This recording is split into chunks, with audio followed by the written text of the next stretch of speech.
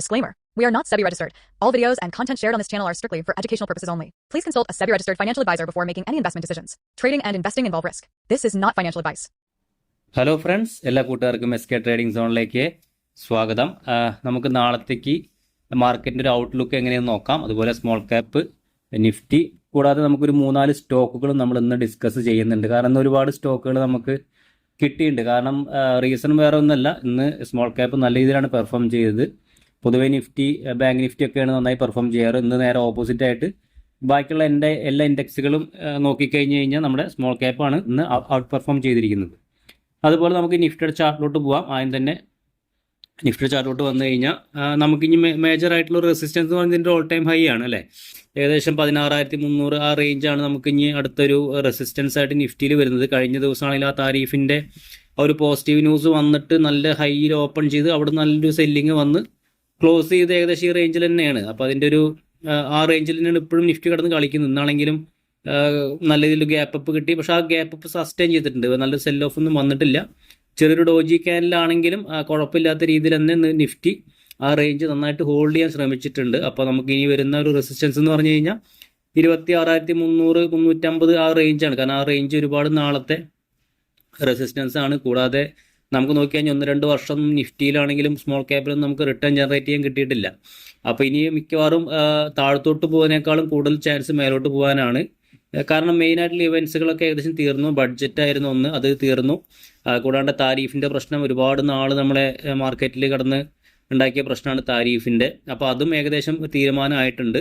അപ്പോൾ അതൊക്കെ വെച്ച് നോക്കുമ്പോൾ മാർക്കറ്റ് മുകളിലോട്ട് പോകാനുള്ള സാധ്യതയാണ് കൂടുതലായിട്ട് നമുക്ക് കാണുന്നത് താഴത്തോട്ട് വരുന്നതിനേക്കാളും. കാരണം വലിയൊരു നെഗറ്റീവ് ന്യൂസുകളൊന്നും ഇപ്പോൾ നമ്മുടെ പ്രസൻറ്റിൽ കാണുന്നില്ല. ഇനിയിപ്പോൾ പുതുതായിട്ട് എന്തെങ്കിലും വന്നാലേ ഉള്ളൂ. പക്ഷേ എങ്ങനെ നോക്കിയാലും വലിയൊരു ഫോൾ നമുക്ക് ഇനി മാർക്കറ്റിൽ വരാനുള്ള സാധ്യത വളരെ കുറവാണ്. ഇവിടെ തന്നെ മേലോട്ട് കയറി ഇൻഡെക്സുകളൊക്കെ പെർഫോം ചെയ്യുന്നത് തന്നെയാണ് നമ്മൾ നോക്കുന്നത്. അപ്പോൾ എന്തായാലും ഈ ഓൾ ടൈം ഹൈ വാച്ച് ചെയ്യാം.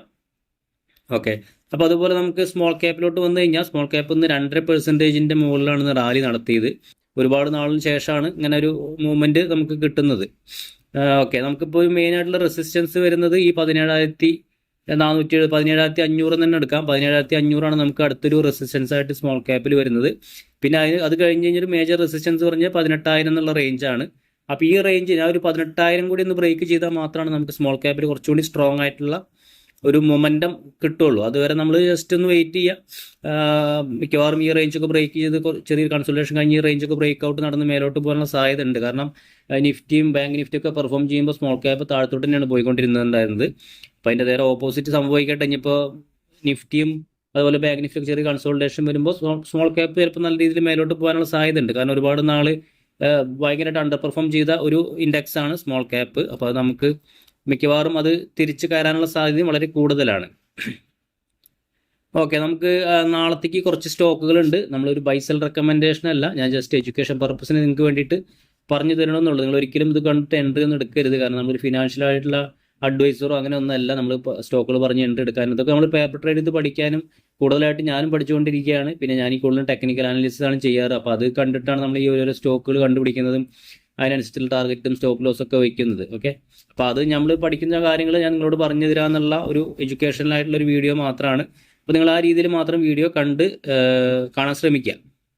ഓക്കെ, നമുക്ക് ആദ്യം തന്നെ ഒരു സ്റ്റോക്ക് നോക്കാം. ആദ്യത്തെ stock Bharat petroleum corporation limited, BPCL എന്ന് പറഞ്ഞൊരു സ്റ്റോക്കാണ്. 388 രൂപയിലാണ് സ്റ്റോക്ക് ട്രേഡ് ചെയ്യുന്നത്. ഇന്ന് വലിയ പെർഫോം ചെയ്തിട്ടില്ല.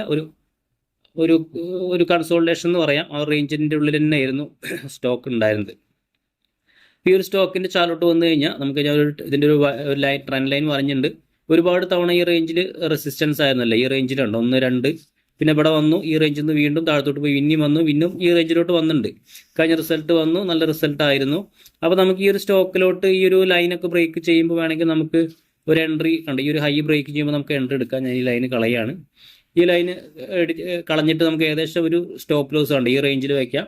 ടാർഗറ്റ് നമുക്ക് ഏകദേശം 1:1.5 എങ്കിലും കിട്ടണം. ഏകദേശം നമുക്ക് 410 ടാർഗറ്റ് വയ്ക്കാം. ആ രീതിയിൽ നമുക്ക് ഈ ഒരു സ്റ്റോക്കിനെ വേണമെങ്കിൽ ഒരു പേപ്പർ ട്രേഡ് ചെയ്ത് പഠിക്കാൻ വേണ്ടിയിട്ട് നമുക്ക് നോക്കാവുന്നതാണ്. ഇപ്പോൾ സ്റ്റോപ്പ് ലോസ് വരുന്നത് 379 എൻട്രി വരുന്നത് ഒരു 390 എബോ നമുക്ക് എടുക്കാം. 91 എബോ, 391 എബോ നമുക്ക് എടുക്കാം. ടാർഗറ്റായിട്ട് 410 നമുക്ക് ഫസ്റ്റ് ടാർഗറ്റ് വയ്ക്കാം. ആ രീതിയിൽ നമുക്ക് BPCL എന്ന് പറഞ്ഞൊരു സ്റ്റോക്ക് ഒന്ന് നിങ്ങൾക്ക് വാച്ച് ലിസ്റ്റിൽ ആഡ് ചെയ്തിടാം. നമ്മൾ പറഞ്ഞ പോലെ പേപ്പർ ട്രേഡ് ചെയ്ത് പഠിക്കാൻ മാത്രമാണ് നമ്മളിങ്ങനെ സ്റ്റോക്കുകൾ പറയുന്നത്. ഓക്കെ, രണ്ടാമത്തെ സ്റ്റോക്ക് BSC ആണ്. BSCയുടെ റിസൾട്ട് വരുന്നുണ്ട്. അപ്പോൾ റിസൾട്ട് ഇന്നാണ്. അപ്പോൾ അത് നോക്കിയിട്ട് മാത്രം എൻട്രി എടുക്കുക. അല്ലാണ്ട് നമ്മൾ ചാടിക്കയറി ഒരിക്കലും എൻട്രികളൊന്നും നമ്മൾ ഫോളോ ചെയ്ത്, നമ്മളിപ്പോൾ കൂടുതലായിട്ട് പേപ്പർ ട്രേഡ് ആണെങ്കിൽ നമ്മൾ സീരിയസ് ആയി ട്രേഡ് ചെയ്യുന്ന പോലെ തന്നെ നമ്മൾ സ്റ്റോക്കുകൾ വാച്ച് ചെയ്യുക. അതുപോലെ തന്നെ അതിൻ്റെ ചാർട്ടും അതുപോലെ അതിൻ്റെ റിസൾട്ടും ഫണ്ടമെൻ്റൽ അനാലിസിസ് ഒക്കെ ഒന്ന് ചെറുതായിട്ട് നടത്തുന്നത് വളരെ നല്ലതാണ്. ഇപ്പോൾ ഈ ഒരു സ്റ്റോക്ക് ആണെങ്കിൽ ഈ ഒരു ട്രെൻഡ് ലൈന് നല്ലൊരു ബ്രേക്ക് ഔട്ട് കണ്ടോ, ഒന്ന് നല്ല ബ്രേക്ക് ഔട്ട് നടന്നിട്ടുണ്ട്. അപ്പോൾ നമുക്കിതിലേക്ക് സ്റ്റോപ്പ് ലോസ് വരുന്ന ഈ ഒരു ലോ ആണ്. അപ്പോൾ നാളെ ഇതിൻ്റെ ഈ റേഞ്ചിൽ തന്നെ കിട്ടുകയാണെന്ന് പറഞ്ഞാൽ നമുക്ക് നല്ലതാണ്. അതല്ല നല്ലൊരു ഗ്യാപ്പ് അപ്പ് ഒക്കെ ആണെങ്കിൽ നമുക്കിതിലേക്ക് എൻട്രി എടുക്കേണ്ട ആവശ്യമില്ല. കാരണം എന്താണെന്ന് പറഞ്ഞാൽ നമുക്ക് അതിൻ്റെ റിസ്ക് റിവാർഡ് കറക്റ്റായിട്ട് കിട്ടില്ല. അപ്പോൾ അതുകൊണ്ട് ഈ റേഞ്ചിൽ തന്നെ കിട്ടുകയാണെങ്കിൽ നമുക്ക് നല്ലതാണ്. ടാർഗറ്റായിട്ട് നമുക്കിപ്പോൾ ഒരു 3140, ഓക്കെ, 3140 ഒക്കെ നമുക്ക് ടാർഗറ്റ് വെച്ചിട്ട് ഈ ഒരു സ്റ്റോക്ക് നോക്കാവുന്നതാണ്. ഓക്കെ, അപ്പോൾ ഞാൻ ഉദ്ദേശിക്കുന്നത് ഇതേ റേഞ്ചിൽ തന്നെ കിട്ടുക. അതായത് ഇപ്പോൾ നാളത്തെ ഹൈ ബ്രേക്ക് ചെയ്യുമ്പോൾ എടുത്താലും നമുക്കധികം നല്ല റിസ്ക് റിവാർഡ് കിട്ടാൻ സാധ്യതയില്ല. ചിലപ്പോൾ നമുക്ക് കിട്ടുകയാണെങ്കിൽ ചിലപ്പോൾ നാളെ നല്ല റിസൾട്ട് ആണെങ്കിൽ മിക്കവാറും ഗ്യാപ്പ് അപ്പ് ആയിരിക്കും. അപ്പോൾ നമുക്കിത് എക്സിറ്റ് ചെയ്യാൻ എൻട്രി എടുക്കണ്ട. അതല്ല, നോർമൽ നല്ലൊരു എന്താ പറയുക റിസൾട്ടാണ്, ഈ റേഞ്ചിലൊക്കെയാണ് ഓപ്പൺ ചെയ്യുന്നുണ്ടെങ്കിൽ ഒന്ന് വെയിറ്റ്, ഒരു മണിക്കൂറൊക്കെ ഒന്ന് വെയിറ്റ് ചെയ്യുക. സ്റ്റോക്ക് ഇവിടെ ചിലപ്പോൾ ഒരു മണിക്കൂറൊക്കെ വന്ന് ഇവിടെ ടച്ച് ചെയ്തിട്ട് പതുക്കെ റിക്കവർ ആവുന്നുണ്ടോ നോക്കുക. വീണ്ടും ഒരു 1 hour വെയിറ്റ് ചെയ്യുക. മേലെ റിക്കവർ ആവുന്നുണ്ട്, പതുക്കെ കയറുന്നുണ്ടെങ്കിൽ നിങ്ങൾക്ക് അവിടെ നിന്ന് എൻട്രി എടുക്കാം. ആ രീതിയിൽ മാത്രം പ്ലാൻ ചെയ്യുക. ഇല്ലെങ്കിൽ നമുക്ക് റിസ്ക് റിവാർഡ് നമുക്ക് ഫേവറായിട്ട് കിട്ടില്ല. സ്റ്റോപ്പ് ലോസ് വലിയൊരു സ്റ്റോപ്പ് ലോസ് ആയും പോകും. അപ്പോൾ അതുകൊണ്ടാണ് നമ്മൾ അങ്ങനെ പ്ലാൻ ചെയ്യുന്നത്. ഓക്കെ, അപ്പോൾ ഈ ഒരു സ്റ്റോക്ക് നിങ്ങൾക്ക് 2800 സ്റ്റോപ്പ് ലോസ്, ടാർഗറ്റ് 3140 ടാർഗറ്റ് വെച്ചിട്ട് നമുക്കൊരു ഷോർട്ട് ടൈമിലേക്ക് BSC എന്ന് പറഞ്ഞൊരു സ്റ്റോക്ക് നോക്കാം. റിസൾട്ട് ഇന്നാണ്. ഓക്കെ, അപ്പോൾ ചാടിക്കയറുന്ന ഒരിക്കലും എൻട്രി എടുക്കാൻ ശ്രമിക്കരുത്.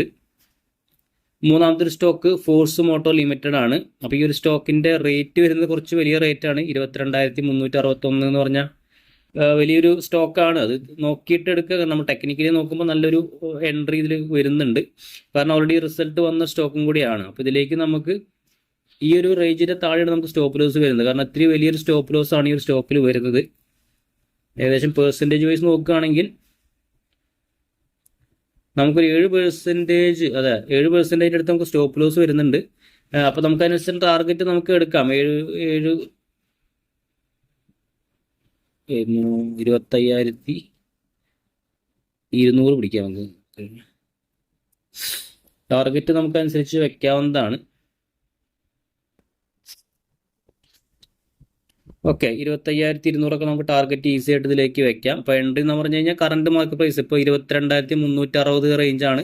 അപ്പോൾ അവിടെ തന്നെ എൻട്രി കിട്ടുകയാണെങ്കിൽ നമുക്ക് ഇതിലേക്ക് ഒരു എൻട്രി നോക്കാവുന്നതാണ്. കാരണം ഓൾറെഡി റിസൾട്ട് വന്നൊരു സ്റ്റോക്കാണ്. അപ്പോൾ നമുക്ക് കുറച്ചും കൂടി കോൺഫിഡൻ്റ് ആയിട്ടുള്ള എൻട്രികൾ ഇങ്ങനെയുള്ള സ്റ്റോക്കിൽ എടുക്കാൻ പറ്റും. കാരണം വരുന്ന നാളെ മറ്റന്നൊക്കെ റിസൾട്ട് വരുന്ന സ്റ്റോക്കുകളാകുമ്പോൾ നമ്മൾ എന്ന് എൻട്രി എടുത്തു കഴിഞ്ഞാൽ ഇപ്പോൾ മോശം റിസൾട്ട് എടുക്കുകയാണെങ്കിൽ നല്ലൊരു ഗ്യാപ്പ് ഡൗൺ ആയിരിക്കും.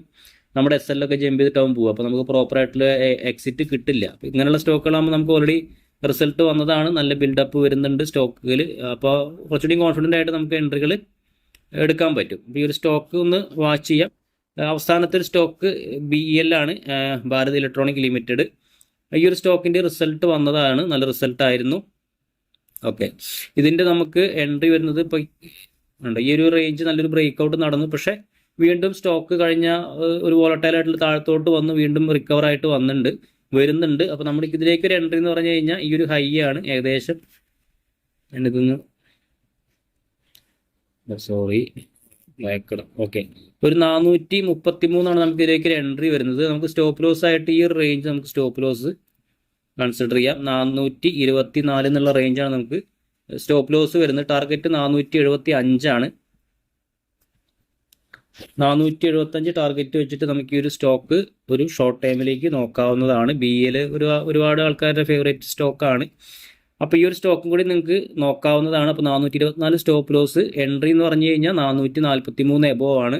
475 ടാർഗറ്റ്. അപ്പോൾ നമ്മൾ ഏകദേശം 4 സ്റ്റോക്കുകൾ എന്ന് പറഞ്ഞിട്ടുണ്ട്. BPCL, BSC, force motor, BEL. അപ്പോൾ ഈ 4 സ്റ്റോക്കുകൾ നിങ്ങൾ വാച്ച് ലിസ്റ്റിൽ ആഡ് ചെയ്യുക. അപ്പോൾ അത് നിങ്ങൾക്ക് പേപ്പർ ട്രേഡ് അടിക്കാൻ പറ്റിയ എൻട്രികൾ ആവുന്നുണ്ടെങ്കിൽ നിങ്ങൾ എൻട്രി ചെയ്ത് പഠിക്കാൻ ശ്രമിക്കുക. അതിനുശേഷം റിയൽ മണി വരുമ്പോൾ നിങ്ങൾക്ക് സ്വന്തമായിട്ട് തന്നെ കണ്ടുപിടിച്ച് നിങ്ങൾക്ക് സ്വന്തമായിട്ട് തന്നെ ചെയ്യാവുന്നതാണ്. അതുവരെയ്ക്കും നിങ്ങൾ സക്സസ് ആവുന്നുണ്ടോ നോക്കുക. ഒരു 3-4 മാസമൊക്കെ ഇതേപോലെ ട്രേഡ് ചെയ്ത് പഠിച്ചിട്ട് ഒരു കോൺഫിഡൻറ്റ് വരുമ്പോൾ മാത്രം റിയൽ മണി ഇട്ട് ട്രേഡ് ചെയ്യാൻ ശ്രമിക്കുക. അപ്പോൾ ഓക്കെ ഫ്രണ്ട്സ്, നമുക്ക് നാളെ മറ്റൊരു വീഡിയോ ആയിട്ട് കാണാം. താങ്ക്